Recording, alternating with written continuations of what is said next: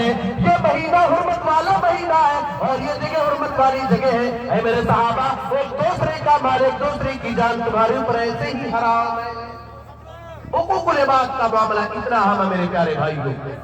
اللہ کے نبی جناب محمد رسول اللہ صلی اللہ علیہ وسلم نے بیان فرمایا، من كانت عنده مظلمة لأخيه في عرضه أو ماله، جس آدمی نے کسی کے اوپر ظلم کیا ہو، جس نے کسی کے حقوق کو دبایا ہو، جس نے کسی کے حقوق کی پامالی کی ہو، جس نے کسی کا پیسہ بےمانی کیا ہو، جس نے کسی کی زمین و جائیداد کے اوپر بےمانی کیا ہو اور دوسری کی زمین کو اپنی زمین بنا لیا ہو، اللہ کے نبی نے ارشاد فرمایا، اس سے پہلے کہ موت آ جائے، اس سے پہلے کہ بندہ اس دنیا سے چلا جائے، اس سے پہلے کہ انسان کے اوپر موت آ جائے، وہ مرنے سے پہلے اپنے بھائی سے اور جس کے حق کو دبایا اس سے معافی مانگ لے. ورنہ یاد رکھو کل قیامت کے دن اللہ تبارک و تعالیٰ کا معاملہ یہ ہوگا، جو بندہ حقوق العباد میں کمی کر کے جائے گا، جو حقوق العباد میں کوتاہی کر کے جائے گا، اللہ تبارک و تعالیٰ اس کی ساری نیکیوں کو برباد کر دے گا. نیکیاں ختم ہو جائیں گی، حقدار باقی بچیں گے. اللہ تبارک و تعالیٰ ان حقداروں کے گناہوں کو اٹھا کر کے ان کے اوپر لاد دے گا اور جو آدمی بڑی تاثرات کی عبادتیں کر کے گیا ہوگا اللہ تعالیٰ اسے جنت کے بجائے جہنم میں ڈال دے گا. حقوق العباد کا معاملہ بڑا سنگین ہے.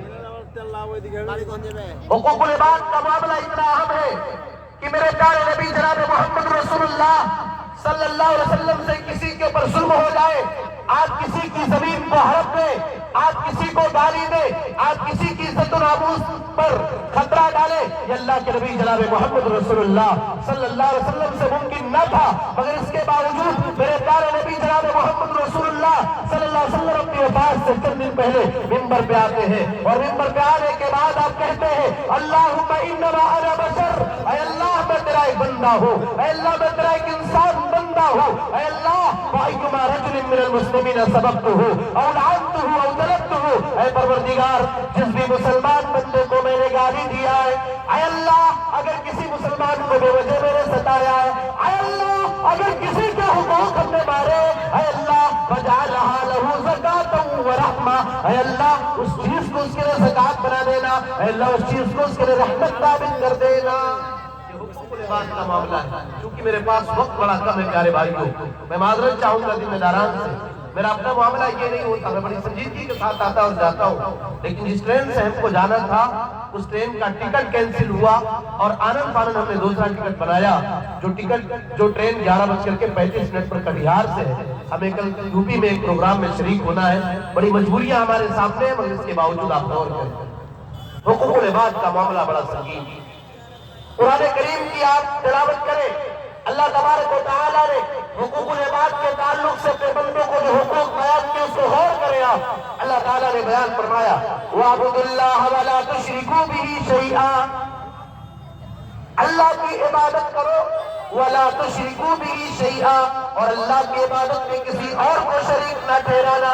ذرا غور کرو، اللہ تبارک و تعالیٰ اس آیت کریمہ میں سب سے پہلے اپنا حق کو بیان کر رہا ہے. اللہ کا حق یہ ہے کہ بندہ اس کی عبادت کرے، اسی کے ساتھ اپنی پیشانی کو جھکائے، مصیبتوں میں یاد کرے تو اللہ کو یاد کرے، پریشانیوں میں یاد کرے تو اللہ کو یاد کرے، دعائیں مانگے تو اللہ سے مانگے، مصیبتوں سے نجات کا راستہ مانگے تو اللہ سے مانگے.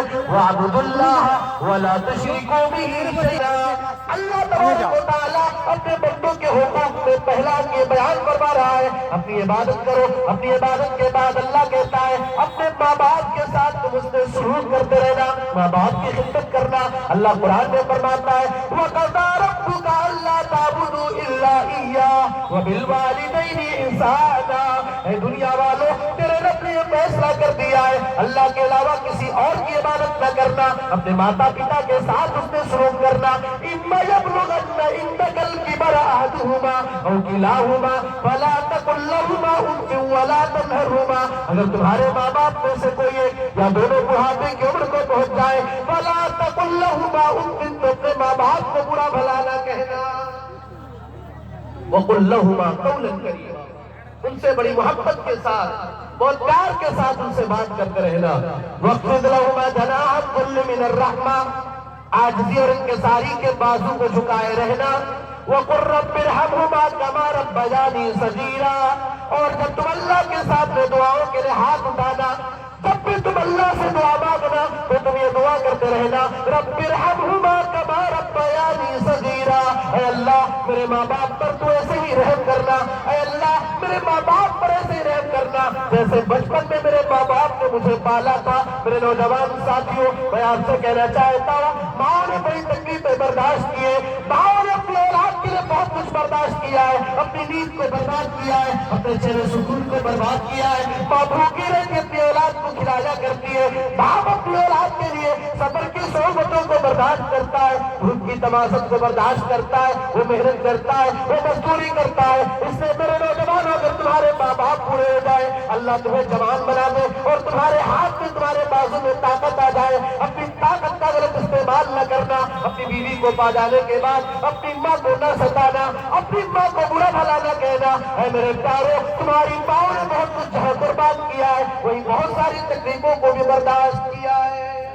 ماں جب تک ہے، ماں کی خدمت کر کے آپ جنت کا اپنا مقام بنائیں۔ ماں کے قدموں کے نیچے جنت، اللہ کے نبی نے ارشاد فرمایا۔ اور ایک مرتبہ اللہ کے نبی سے جب پوچھا گیا، من احق الناس بحسن صحابتی، اے اللہ کے نبی میرے حسن سلوک کا سب سے زیادہ حقدار کون ہے؟ تو آپ نے 3 مرتبہ کہا تمہاری ماں، تمہاری ماں، تمہاری ماں، اور 4تھی مرتبہ آپ نے باپ کا نام لیا۔ ایک حدیث میں آپ نے ارشاد فرمایا، لعن اللہ من عق والدیہ، اللہ تبارک و تعالیٰ کی لعنت ہوتی ہے ایسے آدمی کے اوپر جو اپنے والدین کے ساتھ نافرمانی کرتا اور والدین کے ساتھ بدتمیزی کرتا۔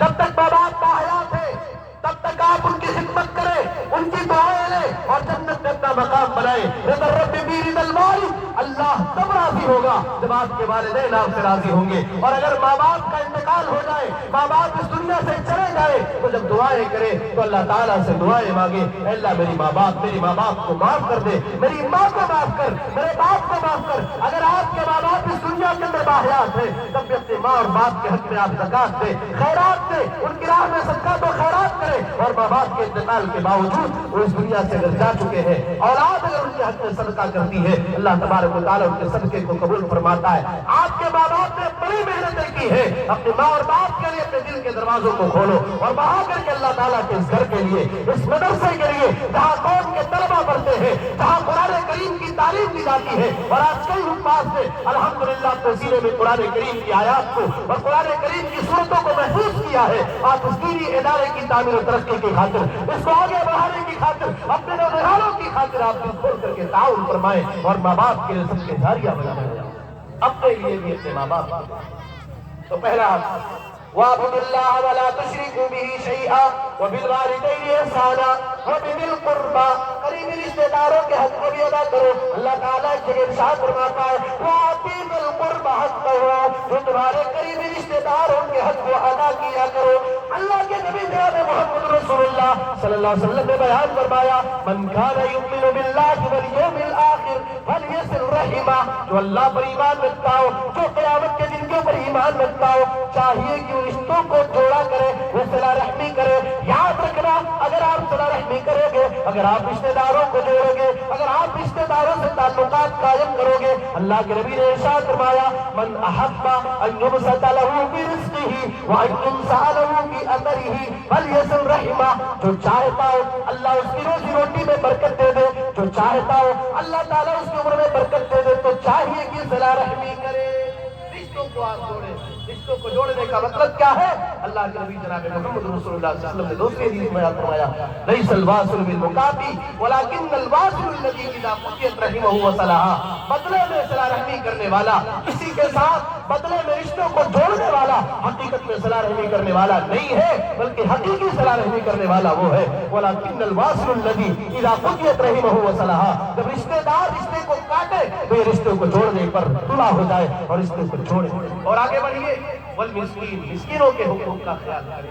ولی اللہ تعالیٰ نے فرمایا وَبِذِي الْقُرْبَىٰ وَالْيَتَامَىٰ وَالْمَسَاکِینِ، یتیموں کا خیال کیا جائے۔ یتیم بچے مزاروں میں پڑتے ان کا خیال کریں آپ۔ اللہ کے نبی جناب محمد رسول اللہ صلی اللہ علیہ وسلم نے بیان فرمایا انا وکافل الیتیم فی الجنۃ کہاتین، میں اور یتیموں کی کفالت کرنے والا ہم دونوں جنت میں ایسے ہی رہیں گے جیسے یہ دو لوگ لیا ہے۔ یتیموں کے اوپر سے ان کے باپ کا سایہ ہٹ جاتا ہے، اللہ ان کے باپ کو ان کی بچپنے میں اٹھا لیتا ہے۔ اسی لیے اللہ فرماتا ہے فَأَمَّا الْيَتِيمَ فَلَا تَقْهَرْ، یتیم سے سختی کا معاملہ نہ کرو، غلط لب و لہجے کا استعمال نہ کرو۔ اللہ تعالیٰ نے فرمایا ایک بندے کی خصوصیات کو بیان کرتے ہوئے وَيُطِعِمُونَ الطَّعَامَ مسکینا ویتیما واسیرا۔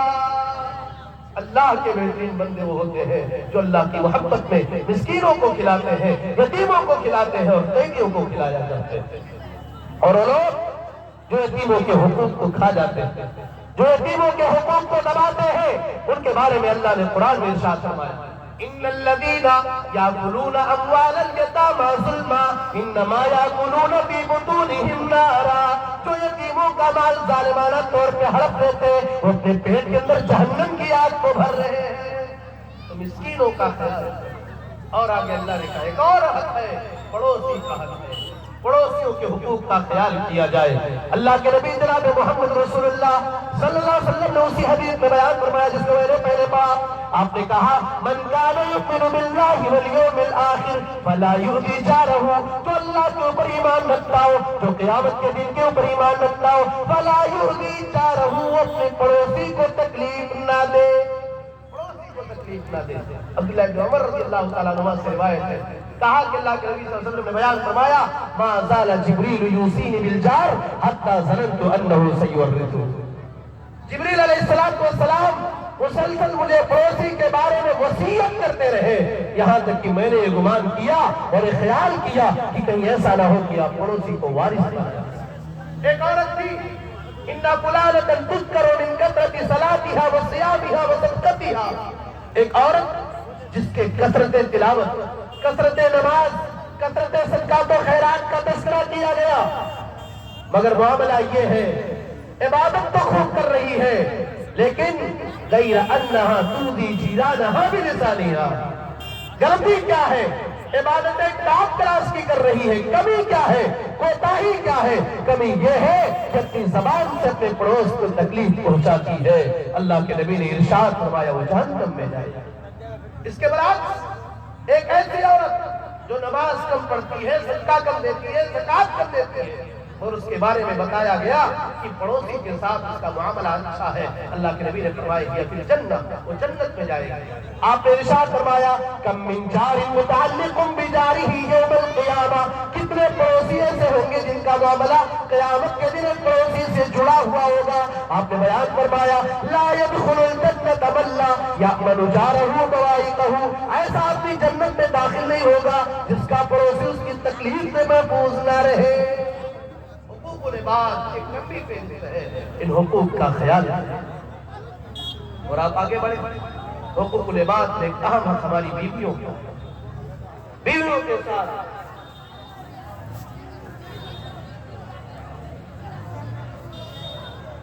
ریاض الدین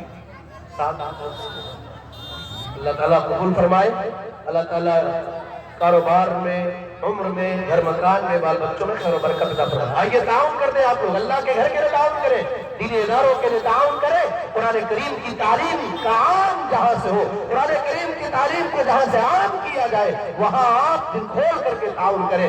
مر جائیں گے کچھ ساتھ لے کر نہیں جائیں گے۔ بہرحال میں ذکر رہا تھا بیویوں کا حقوق، بیویوں کے حقوق کا خیال کیا۔ اللہ تعالیٰ نے فرمایا وَعَاشِرُوهُنَّ بِالْمَعْرُوفِ، ان عورتوں کے ساتھ اس نے سلوک کا معاملہ کرو، ان کے ساتھ بھلائی کا معاملہ کرو۔ انہی حقوق میں ایک اہم حق اولاد کا بھی ہے۔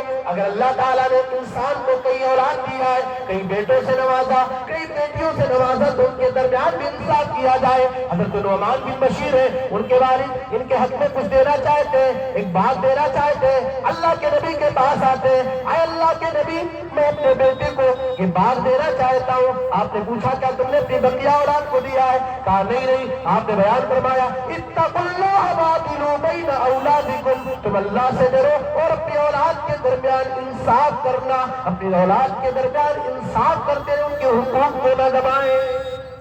ایک اہم حق کی طرف اشارہ کر کے اپنی بات کو ختم کر رہا ہوں۔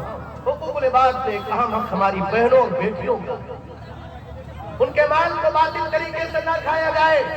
اللہ تعالیٰ نے ان لوگ اس مال کو انتہائی ندامت کی نگاہ سے دیکھا اور کہا وَتَأْكُلُونَ التُّرَاثَ أَكْلًا لَمًّا، بڑی لالچ کے ساتھ تم وراثت کے مال کو کھا جاتے ہو۔ اللہ تعالیٰ نے قرآن میں ان کے حقوق کو متعین کیا، جہاں مذکر افراد کے مردوں کے حقوق کو اللہ تعالیٰ نے متعین کیا ہے، وہی عورتوں کے حقوق کو بھی اللہ نے معین کیا اور بیان کیا۔ للذکر مثل حظ الانثیین، ایک مذکر کا جو حق ہے اس کا آدھا ایک عورت کو ملے گا، مگر یہ حق ہے